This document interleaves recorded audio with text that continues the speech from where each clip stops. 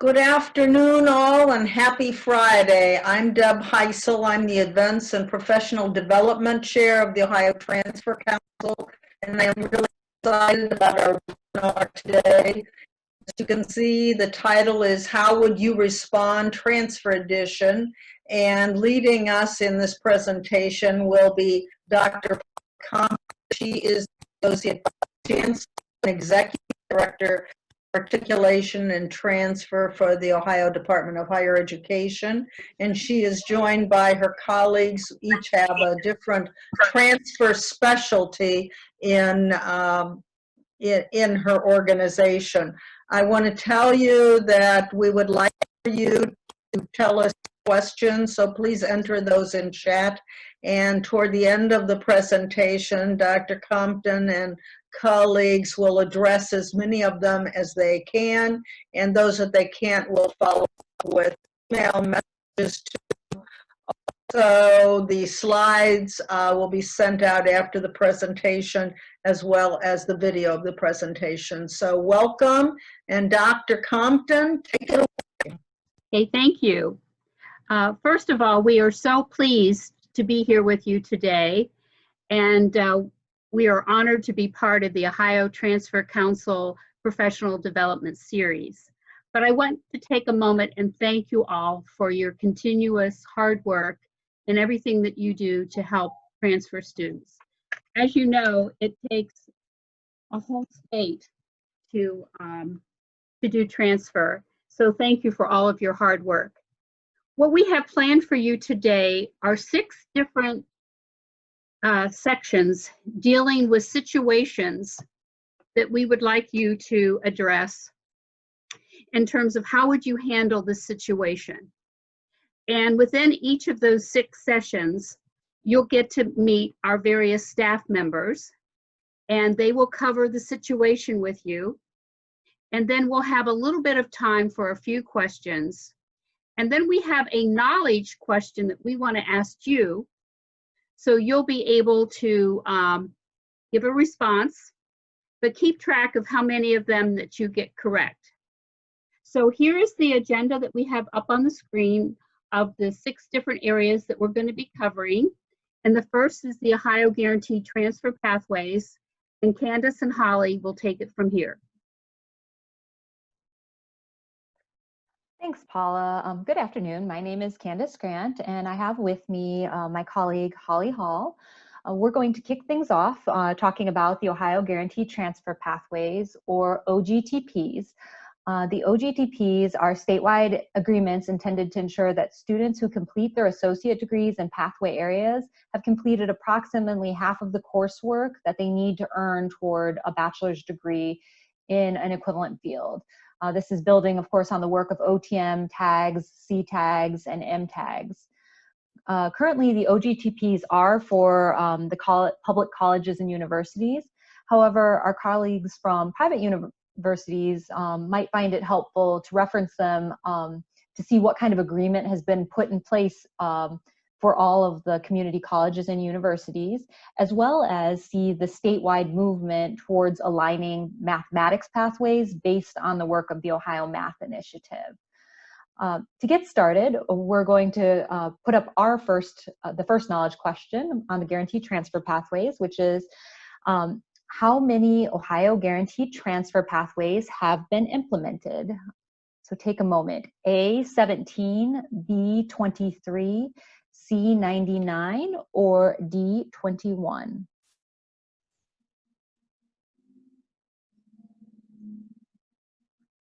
Okay.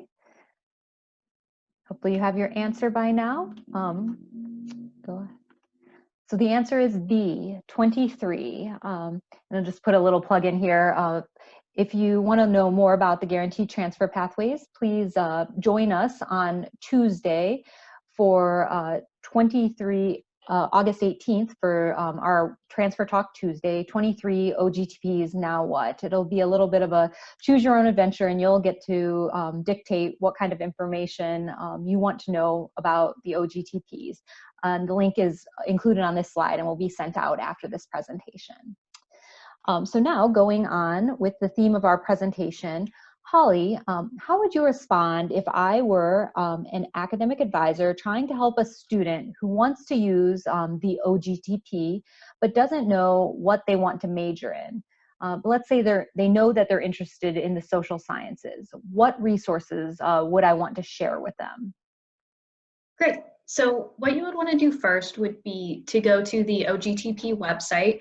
And up here we have a screenshot of what that looks like in the link ohiohighered.org/OGTP. And that website has background information on the initiative, as well as ways to access the guaranteed transfer pathways by either institution or academic area, as well as an area for undecided students. So on the next slide, you'll see a guide that was put together to help students who are interested in social behavioral sciences but aren't quite sure which major they want to pursue.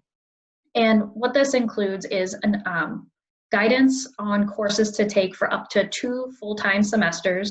So courses could be adjusted for part-time students and still keep the student on track to complete the degree within a reasonable amount of time, within 60 to 65 credit hours. And so their first semester would include courses such as their first writing course, some OTM social and behavioral science courses so they could explore the areas they might be interested in, such as an introduction to psychology course or introduction to sociology. So ones that also are pre-major or beginning major courses, also known as the transfer assurance guide courses, would be great choices, along with introductory statistics, which is the preferred math for social sciences pathways. And on the next slide, you'll see the document continues and includes some guidance for a second semester if they're still not quite sure what area they want to major in and which pathway they want to pursue. So that's the advice I would use and to help a student in that situation. Thanks, Holly. So how would I respond if my student had decided they wanted to earn a Bachelor of Arts in psychology, but they weren't sure which university they planned to transfer to?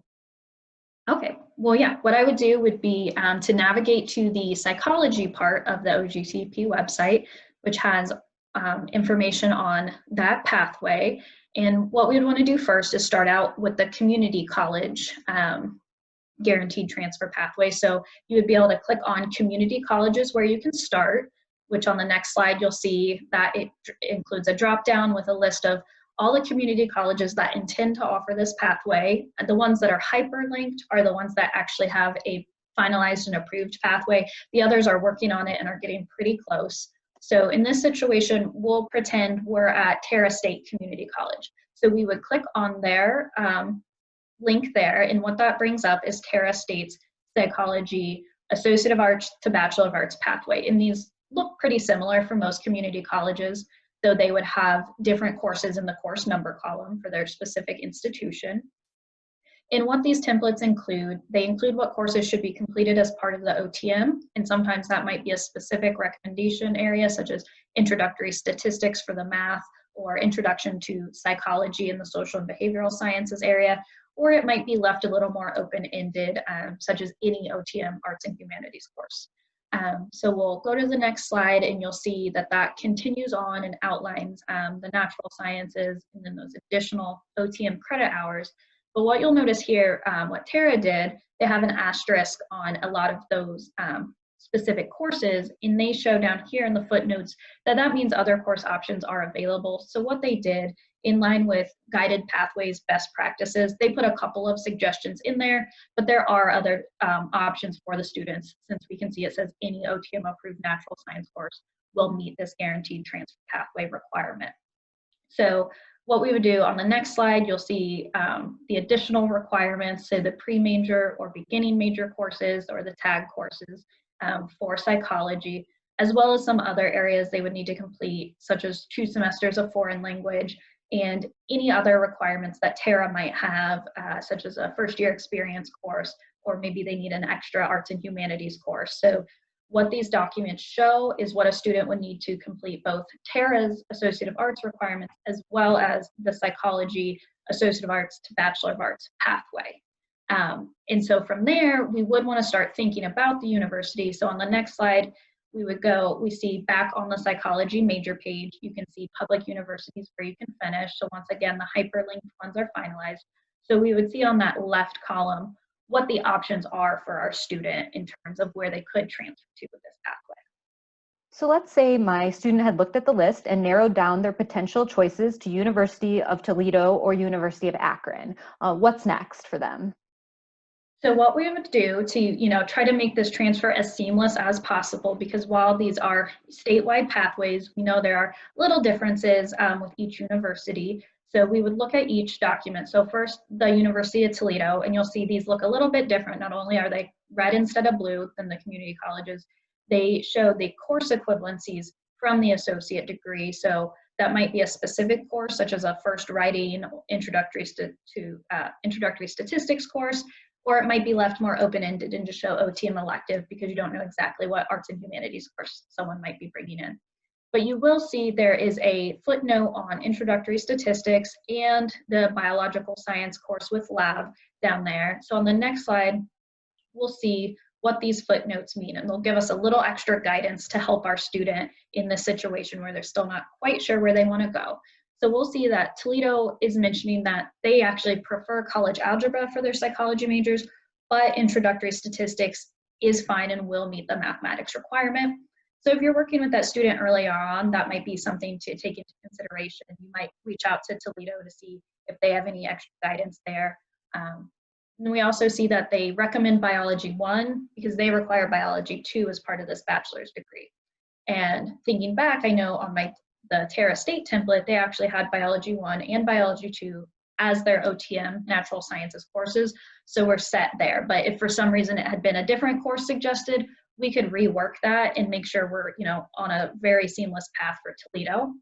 And then similarly, on the next slide, you'll see I would pull up the University of Akron's template and see if they have any extra guidance as well. And what we see there is they do have a footnote on their additional OTM credit hours, indicating that they recommend you take a course in public speaking during your associate degree. Otherwise, you'll need to finish that at Akron.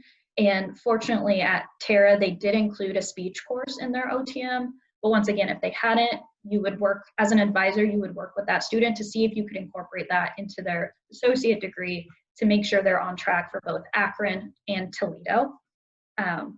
So that is how, I would work with a student who is still not sure of their final destination. And I think with that, we will see if anyone has any questions. So that was kind of a run through of a multi-stage situation working through the OGTPs with a student, mostly on the community college end, but this guidance is also good for those at the university and to see what questions a community college student might be working through. And if we don't have any questions, let's see, I'm glancing at the chat. If we don't have any right now, of course, you can pose them again at the end. And now we'll turn it over to Jared Shank, who's going to address some military-related transfer situations. All right. Hello, everybody. If you don't know me, I'm Jared Shank, Senior Director for Military and Apprenticeship Initiatives and Special Projects with the ODAG and the Articulation and Transfer Network. So I wanted to just kind of give a scenario of a pretty common situation that I get, and I'm sure your institutions get as well regarding service members and veterans. So if we go to the next slide, I'll kick this off with a knowledge question, just like we did with guaranteed transfer pathways, and we'll talk about this as I go through the rest of my presentation. But, a knowledge question for your institution is, should you ask if a service member has been deployed overseas? And I just want you to think about this for a moment, and I'll go into why or why not this is important in a minute. So I guess go ahead and go to the next slide. So typically we want to see the answer as being yes, and I'll talk about that more in a little bit, but especially for the public institutions, we've added that into Appendix W of the Articulation and Transfer Policy Manual for the state. And essentially that's a way of looking at, if they've been deployed overseas, especially to the Middle East, have they received some type of diversity training, multicultural training, something of that nature that we can look at. And for some private institutions, that's applicable as well. I know Baldwin Wallace, I believe, uses that.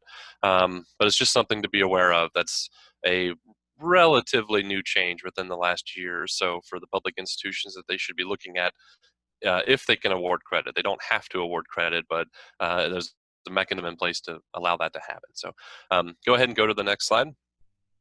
So this, pretend this is an email from, a service member or veteran. For those of you who haven't been in the military, Joe Snuffy is a pretty important person. It is the military's common name that they use for just about everything. This email is pretty indicative of emails that I get probably once to twice a month from service members, veterans that run across my name. So you can kind of read it here on the screen. Basically says who he is. He's in the Army, he's overseas. 9 months from now, he's thinking about getting out, coming back to Ohio. Says what his job is. Not sure what he wants to do. Any guidance would be appreciated. So I wanted to go through and kind of dissect this email.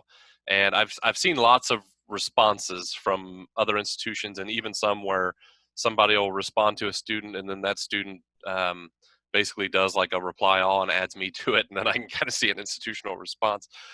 Sometimes institutions will honestly just say, thank you for your interest, and when it gets closer to you coming here, send us another email or reach back out to us. And I really feel like that's sort of the wrong answer if you just sort of kick the can down the road. It's a student there that's interested, so try to reach out to them. So when I'm looking at this is how I dissect an email from a service member. So, they go through their name, say their branch of service, Army. And if they don't say their branch of service, oftentimes you can see that in the signature block. That's what the USA next to Sergeant stands for. Some people, if you're not military, think that stands for America. That actually stands for U.S. Army. Currently deployed to Kuwait. That's significant. Getting out of the service in 9 months or so, I consider that somewhat significant. Heard Ohio was doing stuff with military credit. Says I'm just a 94 Yankee. So he actually mentions his MOS. How do I get my military service evaluated? And I'm not sure yet what I want to major in or if I'm out of college. So I'm going to go through these. And the next couple slides, I actually talk about how to dissect each one. But since I'm doing this audio, I'll just go over it right now. And then when the slides come out, you can kind of go through it either way that you want. So you can just leave it here for now, or that's fine too. You're good. So the first thing he mentions is Army and 94 Yankee.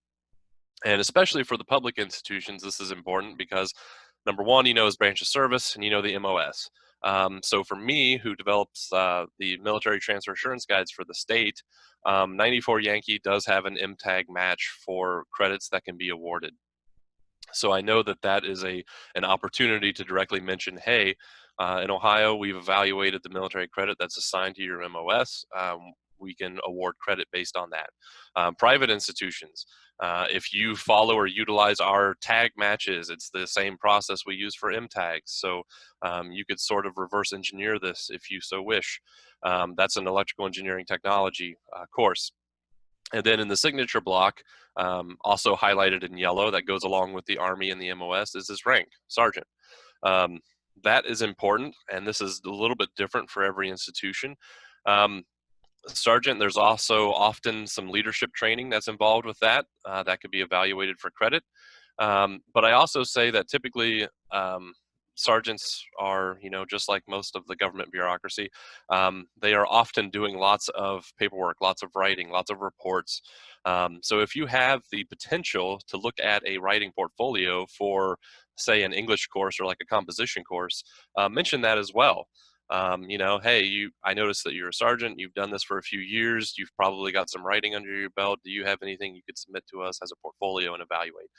That's just an option to think about.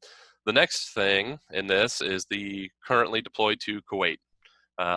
Re-verified in the signature block, has the address Camp Doha, Kuwait. That is a real base. This is important because of the knowledge question I asked. So we have this element now, especially done for our public institutions where, we were trying to figure out ways to award credit. We knew that most of our general education programs around the state had requirements for multiculturalism or diversity type elements within them. and how could we deal with that for the military? We did a lot of research, a lot of outreach, found some ways and several options. We've got a report on our webpage, on our MTAG webpage, that has all of this information there. And basically, it's a mechanism to award credit for being deployed overseas, whether that be through the multicultural lens. It could make them do a portfolio type of evaluation. There's several mechanisms in there.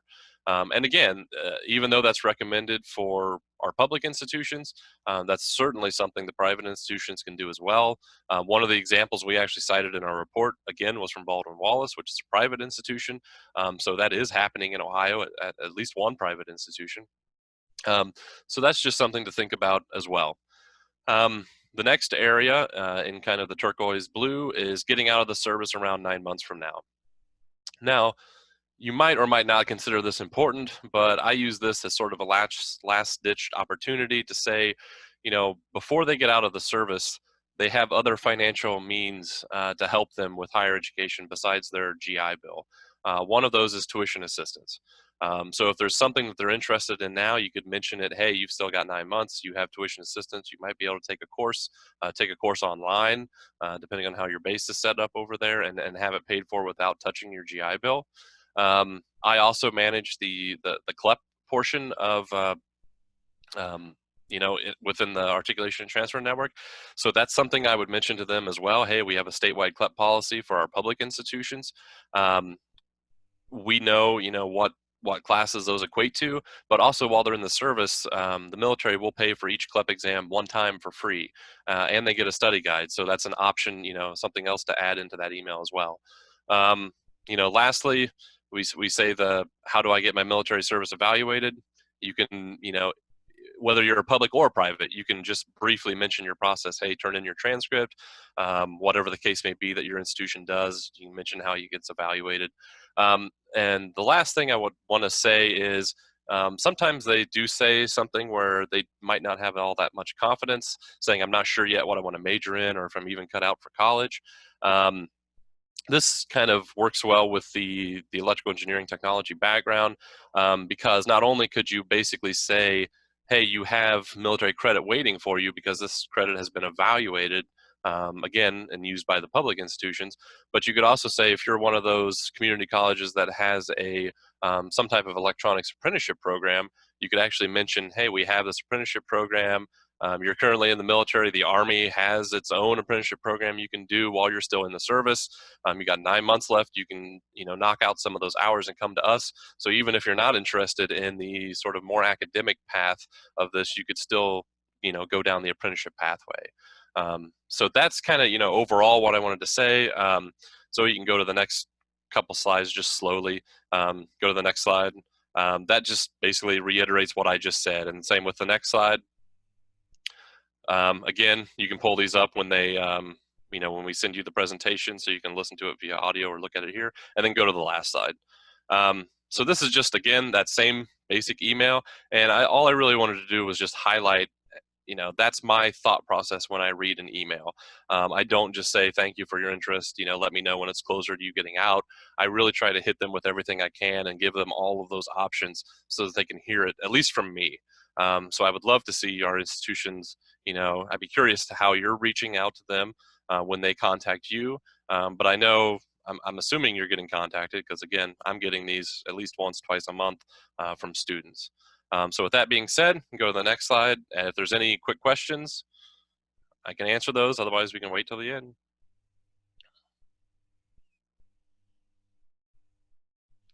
And I don't see anything in chat at the moment. So with that being said, we'll move on to the Ohio Transfer Module and Transfer Assurance Guides with Michelle Blaney and Jesse Spencer. Thank you. Thank you, Jared. Well, good afternoon. As Jared mentioned, my name is Jesse Spencer, and in conjunction with Michelle Blaney, as you listen to our discussion, please ponder the following question. The OTM, or the Ohio Transfer Module, celebrated a milestone birthday. So how old do you think the OTM is? Take a moment to submit your answer, A, 21, B, 25, C, 30, or D, 50. All right. So for those of you who submitted C, 30, you are in fact correct. So today, Michelle and I will really focus on the OTM and more specifically the discipline area of mathematics. For those of you on the call that are unaware, the OTM is a complete set or a subset of the general education requirements that are usually taken within those first 2 years of a program. Today, we will also speak about the transfer. Michelle, do you want to kick things off? Sure. Jesse, I have what is probably a two-part question. So I heard there are some new OTM technical mathematics courses. Can you tell me a little bit about these? Yeah, great question, Michelle. So this past spring semester, Subgroup 2 of the Ohio Mathematics Initiative announced 2 new OTM courses in the area of technical mathematics, both 1 and 2. These efforts are really stemmed from and rooted in the future exploration. So these courses are specialized in the application of mathematics for applied degrees and beyond. And both Tech Math 1 and 2 are in fact college level OTM mathematics courses. So for the second part of my question, I imagine that academic advisors, whether in public or private institutions, might not be completely clear on which students should take a technical mathematics 1 and 2 course. When should advisors advise a student to take these courses? Yeah, that's so a bit more detail. The Technical Math 1 course acts as the first and possibly only course for the 2-year Associate of Applied Sciences, or AAS degree. It also serves as a prereq for Tech Math 2. So on the opposite side, the Tech Math 2 course serves as a pre-calculus option for those students interested in pursuing programs such as engineering, where mathematic courses in calculus, technical calculus, or those engineering specific calculus courses really are required. So Tech Math 1 and 2 should really be advised for those students who are interested in pursuing a STEM pathway. As an example, or engineering, whether they are only interested in that AAS degree or plan to further pursue a bachelor's degree. So Michelle, advisors in the field that work with the 30-year-old and counting OTM might be thinking about QR, or the quantitative reasoning course. While a course in QR is appropriate for some non-calculus students, technical mathematics will benefit some of those students in specific majors, degrees, and programs. So really, who are pursuing those AAS degrees, and then those that are also pursuing a STEM-related pathway related to a bachelor's program where a math-intensive course really might be required for the major. Thank you, Jesse. That was very helpful. Great. Well, switching gears here a bit, Michelle, I was looking at the Transfer to Degree Guarantee website, which can be found on transfercredit.ohio.gov. As the director of OETM policy, assistant director of OETM policy, how often is this information? Sure, I can answer that. And you can see that there's a screenshot on the slideshow so that you know what website we're talking about. But let me give a little bit of background information about the website itself. The Transfer Degree Guarantee website provides students with the ability to search alignments between approved courses for various statewide transfer initiatives. Examples of initiatives included on the website are the Ohio Transfer Module, Transfer Assurance Guides, Advanced Placement, Military Transfer Assurance Guides, and Career Technical Transfer Assurance Guides. The course data on the page is consistently updated throughout the year. Twice a year, in the fall and spring, new course approvals for tags, OTM, and C-tags are added after faculty panels review the course materials. In addition, changes are made as institutions inform ODHE about changes to their courses, such as if an institution changes a course number or a course prefix change. Updates are also made after a new articulation agreement is announced. So if anyone has any questions about the content on the site, I would encourage them to contact the member of our staff that works with a given area, which I understand that there is a sheet with all of our contact information and those particular specialty areas that'll be sent out after the webinar. But for example, Jesse, you and myself, we are able to provide information about tags, OTM, advanced placement. Jared Shank, who we just heard from a moment ago, would be able to provide information about the military transfer assurance guides. And Nikki Worley, who we're going to hear from later in the webinar, would be able to provide information about the career technical assurance guides. Great, thank you. We have a minute or so. Are there any questions from the audience before moving to our next presentation here? Right, it looks like nothing quite yet in the chat. So without further questions from the audience, the next section will focus on career technical education, and we will go ahead and pass the reins off to Nikki Worley and Christy Conrad. Hello, good afternoon, everyone. I am Nikki Worley, and joining me today is Christy Conrad. We both serve in the capacity as Senior Associate Directors, working with the Secondary Career Technical Alignment Initiative on the Career Technical Transfer Team as part of the OATN. Very long titles there, but today what we are going to do is we just have kind of a short situational conversation prepared for you to share some of the more common questions that have been coming up about our new CTAB process. And for those of you who may not know, the Career Technical Articulation Verification, or what we refer to as CTAB, is the new electronic process that is replacing verification forms. So previously, CTE students in their high schools would need to complete a verification form and then send that to the college or university for the student to receive credit. CTAB has streamlined this process, though. Just like all the other teams so far, we also have a knowledge question for you. With CTAB up and running, what does a CTE student need to do in order to access their CTAB credit? So the options are: complete an application for admission, complete a verification form, complete an application for admission and a verification form, or email their advisor. So we'll give you just a second to chew over those options.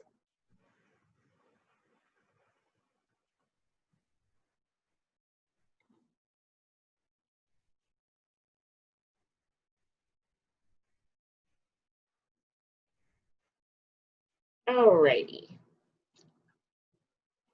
The answer is A, complete an application for admission. So hopefully if you didn't know that answer, it will become a little more clear as Christy and I run through some of these.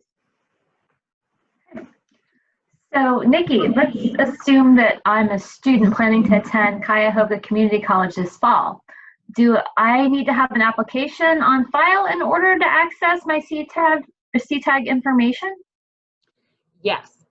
So a post-secondary school can only access your information with the CTAB system if you have applied for admission at that institution. Thank you. That's super helpful, and obviously why we have it as a knowledge question.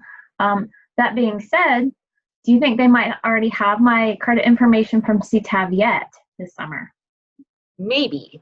So if you took a course this last school year, and by this last school year, I mean if you finished up in 2019 rather than 2020, the information should be available to them at Tri-C. If you took the course this most recent school year that wrapped up a few months ago, Tri-C might have the information. So ODE can only upload your information on your CTAG courses after your high school has reported the end of course exam score to ODE. So that's a process that sort of unfolds over the summer, and we are still receiving some of that. So if they haven't received it yet, they should receive it soon.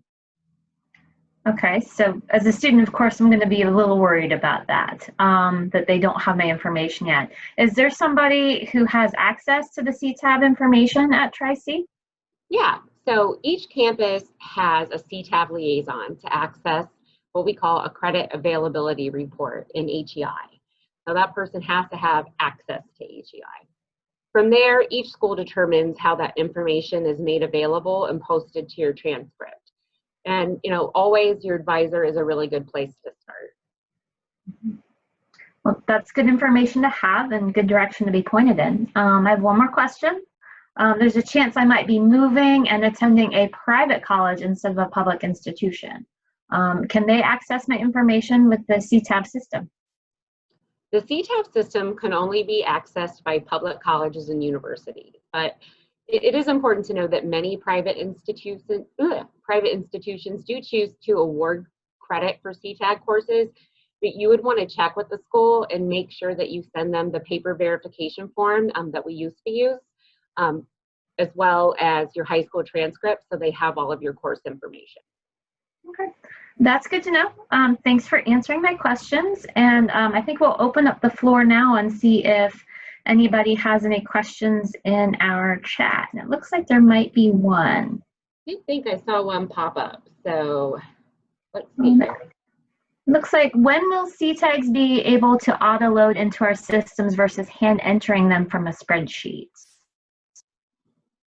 If Mitch Wilson is on the call, that might be a really good question for him. Mitch helps us with the technology side of CTAB. Mitch, are you available? Am I unmuted? Yep, Yes. I can hear you. Okay. Can you say that one more time just to make sure I answer correctly? It says, when will CTAGs be able to auto-load into our system versus hand entering them from a spreadsheet? Unfortunately, that is a feature that we don't have available yet. It could be something we look into in the future as we move forward. Right now, we are kind of focusing on making sure the process is working for everybody, and then we'll look to improvements in the future. And I think that's the only thing in the chat at the moment, but we're happy to answer questions at the end as well as everybody else. So that being said, we can go ahead and move on to the next section, which does involve Mitch and Revathy talking about technology. Thanks, Christy. So I'm Mitch Wilson. I'm the Director of Technology Initiative at Ed for the Ohio Articulation and Transfer Network. Hi, and I'm Revathy Kumaraswamy. I'm the Associate Director of Technology for Articulation and Transfer Network. So we too have a knowledge question for you as well on the next slide. So on average, how many transcripts are sent through the ATC annually? And for those who don't know, the ATC is the Articulation and Transfer Clearinghouse that's hosted and run by the Department of Higher Education. And we'll give you a minute to think through it, but ours is going to be slightly different. So we'll give you the answer during our talk. We just want to see how well you guys are listening. So let's start off our conversation on the next slide. Revathy, I'm a new registrar and I've heard about the Articulation and Transfer Clearinghouse, but I don't know anything about it. Can you tell me how the system works? Definitely, and I'm glad you asked me that question because when the ATC system went live in 2007 is when I started my job with OATN. So I am more than happy to talk about it. So the Articulation and Transfer Clearinghouse, or the ATC, was developed by ODHE for the Ohio public institutions as a method of exchanging electronic transcripts, which allows for significant automation and also in-state transfer processing. The transcripts are formatted to a nationally accepted standard known as the Post-Secondary Electronic Standard Council, or PESC, using the XML data interchange language. So in order to connect to the ADC, there's a series of steps that each institution must follow, and that before they can actually start exchanging the transcripts electronically. So first and foremost, of course, you have to get an account established. So these forms are available from our ATC website, and we'll be sharing, that link is actually on this particular slide. So once you get an account established, the next thing you have to remember is we have two environments for the ATC users to use. One would be the user acceptance test, UAT, or the production environment, which is a live system. So if you are a new user, then we encourage you to first get a login to the UAT system, the test system, to kind of get a handle on all the functionalities before you actually move on to the live production system. So now that you have an account, you know about the two environments that we have here. And then you also have a transcript that kind of conforms to the XML format that I just mentioned. The next thing you will need to know is there are two methods of exchanging these transcripts. One is the manual way of exchanging, where the user will log into the web application using the credentials that were provided. And then the user will either choose to send transcripts or receive transcripts, send and receive acknowledgements. The automated method is when actually a system established in your institution will connect with the ATC system automatically. So there is no human involved in this process. So once that connection is established, then your system can actually send and receive transcripts in bulk and also acknowledge these transcripts in bulk. So with this, I have given you a very high-level overview of what the system does, the data formatting that we use, the environments that we have, and the two methods that you can use to exchange the transcripts. I just want to loop this conversation by adding on some interesting facts about the ATC.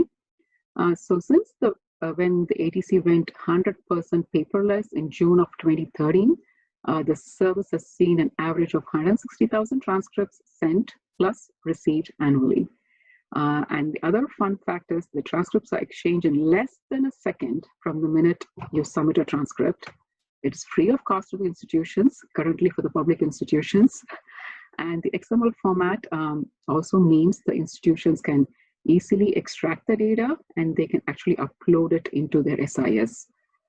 So this kind of helps with bringing in significant efficiency gains for these institutions.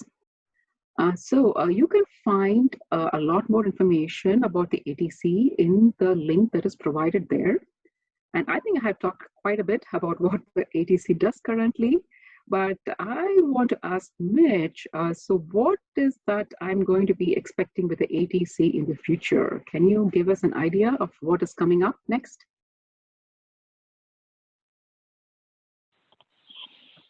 Yes, absolutely. So, Revati, as you said, we are looking to re-engineer our articulation and transfer clearinghouse, and we've been on the same platform for 13 years now, using the same PESC standards.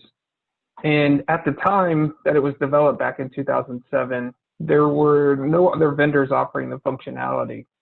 But now there are a numerous amount of vendors that are in the same arena, and a lot of our institutions have outsourced their use of the transcript systems. So they now are passing what we're doing. These institutions have to maintain a separate process to connect to our ATC, but we hope to provide a global solution that's going to facilitate the exchange of transcripts to not only our public and privates and improve what they have, but to our public institutions, but include our privates, the graduate schools, out of state, the Ohio Technical Centers, and we hope to even bring in the high school transcripts. But we need a system that's flexible and can adapt to the new and current transfer initiatives. So with that, we have a new business consultant that we've brought on board to research and see what would be our best path forward. He's going to help us define our business goals, identify and measure success, conduct research, and investigate the options that will fulfill the needs of our constituents and students. The discovery will help define what is needed to be successful and merge the user's needs and wants with development. This discovery phase is essential to help better define the scope and goals of the project, and we hope it takes between 4 and 6 months. But if you'd like to get involved and keep up with what we're doing with the ATC discovery phase, please fill out the survey. It's at the bottom of our slide, and I think we're going to put it in our chat as well to everybody. And we really encourage anybody that is interested in learning more, or if you're a private and would like to give us information about how your transcript services work and how we might be able to improve what we're doing to better incorporate what you're doing.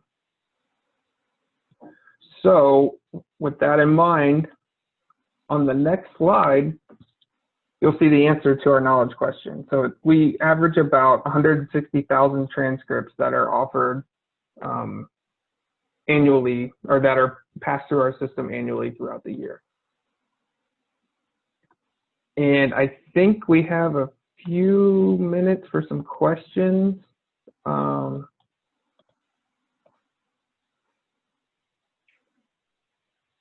Let's see.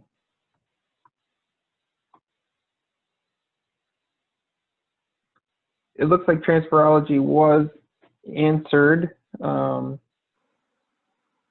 is the status of transferology? So we still are providing transferology to all of our public institutions. And it can be used by students.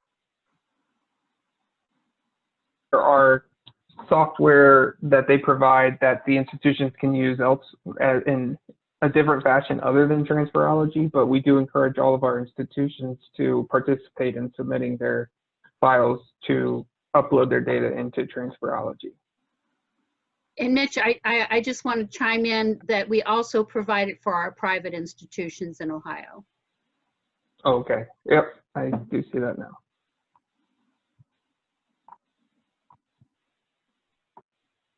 Okay, I think I caught up on the chat. I don't see any more questions coming through. We will have some time at the end, so I want to go ahead and introduce our next group who is going to discuss resources.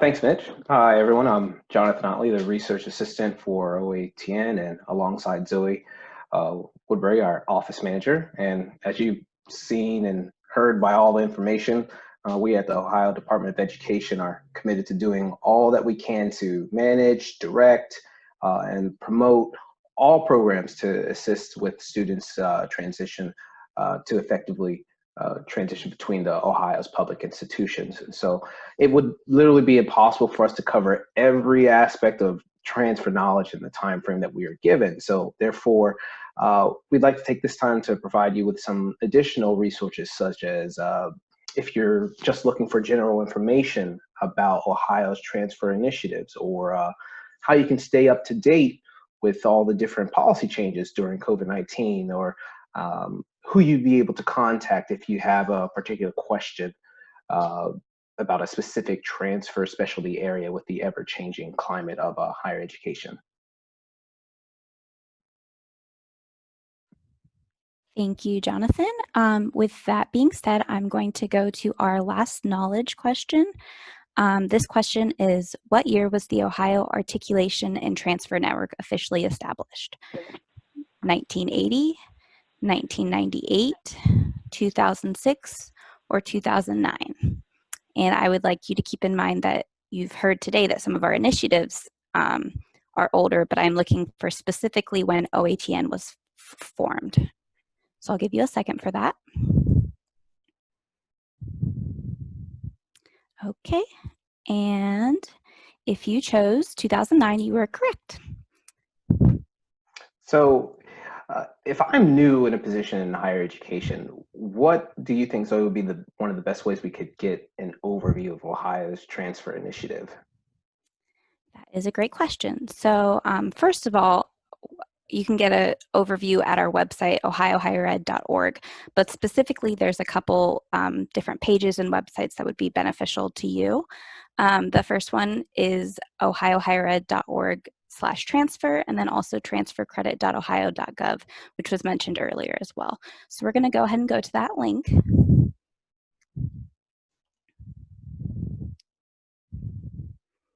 So this first link is more for some of our educational partners. As you can see, there's information on credit transfer and how to help your students. There's also a lot of resources for administrators down here as well.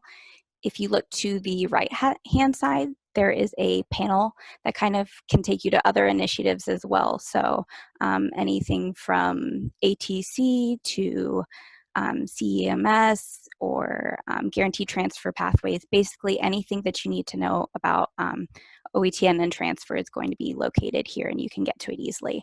The second link was actually mentioned earlier, so I'm not going to touch too much on it, but this is a link that could be helpful to anyone, students, education, private institutions, public institutions, and it kind of shows how you would transfer credit, whether that be college credit, high school credit, military credit, or career technical credit. And then we have one more resource that has actually just been implemented. We have recently created a bi-weekly webinar called Transfer Talk Tuesdays. These are professional development webinars that provide information on different transfer-related topics, kind of like the ones that you've heard about today. I'm going to go ahead and navigate to that link as well. So as you can see here, you can see the ones that have passed. The only one that we have left was mentioned earlier, the 23 OGTPs, now what? But you can still find the recordings for the other ones if you click the drop-down menu. And I would like to note that though we're coming up on our last one for summer, we are in the process of also creating and coming up with some more topics for fall. So we will have more Transfer Talk Tuesdays. They just haven't been released. The topics have not been released yet. Excellent, thanks. What about, I mean, I know that there have been many of the institutions been going through a lot of changes throughout this recent pandemic. Have there been any particular policy changes as a result of COVID-19? So there have been some policy changes, nothing too major, but they can be found on the ohiohighered.org/COVID-19. I'm going to go ahead and navigate to that as well. If you click on Articulation and Transfer Policy Updates at the top, you can find our updates that we've had thus far since March. We've only had 4, and they are in regards to AP exam scores, virtual labs, pass-fail grades, and also CTAG college credit. If you feel like any of these might affect you, feel free to kind of navigate that later. But if there's any policy changes in the future, this is where you can go to find them. Okay, well, how about who I could contact with regarding any specific contact area? Because I know we've covered a lot of information. How would I find the right person to ask or talk about? Okay, so we have, at Ohio Higher Education, we have a contact list with the staff directory that can be found here. The website for that is here. The only thing with that is that's everybody at Ohio Higher Ed. But if you specifically want more on OATN, I have created a file that should be able to help. I'd like to note that today's presentation was kind of grouped by different areas, as you saw. So we have Christy and Nikki, who did the career technical credit and transfer. There's Candace and Holly with Ohio Guaranteed Transfer Pathways. Jared is very helpful for anything military related, CLEP, apprenticeships. Michelle and Jesse have various roles, but you can reach out to them definitely for OTM and tags. Revathy and Mitch are big technology people, and then we're kind of the oddballs. Jonathan, of course, you can be reached out in regards to research, and I'm here for more MOUs, contracts, invoicings, or scheduling, and things like that. But this will be sent out after the presentation in case you did not catch it during everyone's slides. With that said, I would kind of like to do a recap of our transfer knowledge that we've gone over today. So first, we learned that there are 23 Ohio Guaranteed Transfer Pathways that have been implemented. We learned that your institution should ask for if a service member has been deployed overseas. The OTM has been around for 30 years. A CTE student should complete an application for admission to access their CTAG credit. Roughly 160,000 Transcripts are sent through the ATC each year, and then OATN was officially established in 2009. So if you guys have been following along and grading yourself, we have created a ranking system, but regardless of what you got, you're a superstar for just attending this discussion today. So if you got 6 points, all of them correct, you are a Titan of Transfer. If you got 4 to 5 points correct, you are a Policy Pro. And 2 to 3 points, you are an equivalency expert, and 0 to 1 points, you're an articulation apprentice. With that being said, if you have any questions for Jonathan or I or anyone else in our group, feel free to put those in the chat or email us later if it's something that requires a little more in-depth answer.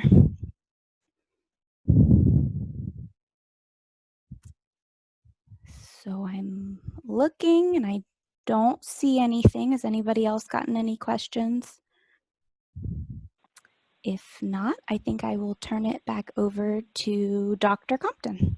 Well, thank you. I appreciate so many people participating today, and I want to thank the staff for their presentations. I hope you found this to be informative. Do you have any questions now? Because we have a little time.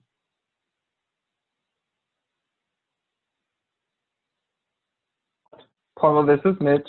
While I was thinking about it, if anybody in this group would like a training or a review of the HETAB process and how it's currently functioning, feel free to reach out to me. I've got a few of them scheduled already, and am willing to meet with anybody who wants to learn more about it and how to actually use the new system.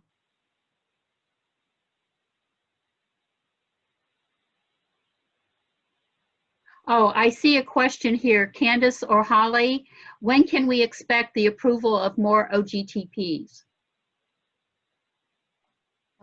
It's ongoing, so every week we're adding more to the website. They're almost all out and back to institutions. We're just working with the institutions to get them finalized and up. Okay. Any other questions?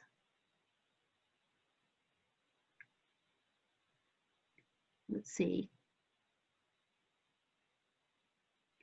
Well, we appreciate all the nice comments. Realize we're here for you, and we truly appreciate everything that you're doing. We know these are difficult times, but we want to be as helpful as possible. And we really have a lot of appreciation for the Ohio Transfer Council. Your mission and what you do for the state is so important. And if there are no further questions, I'll turn it back to Deb. But we will send out our contact list, and you might be thinking, oh, I should have asked that question. Our staff really likes to interact with all of you. I do also. So please do not hesitate to contact us. Thank you. Deb?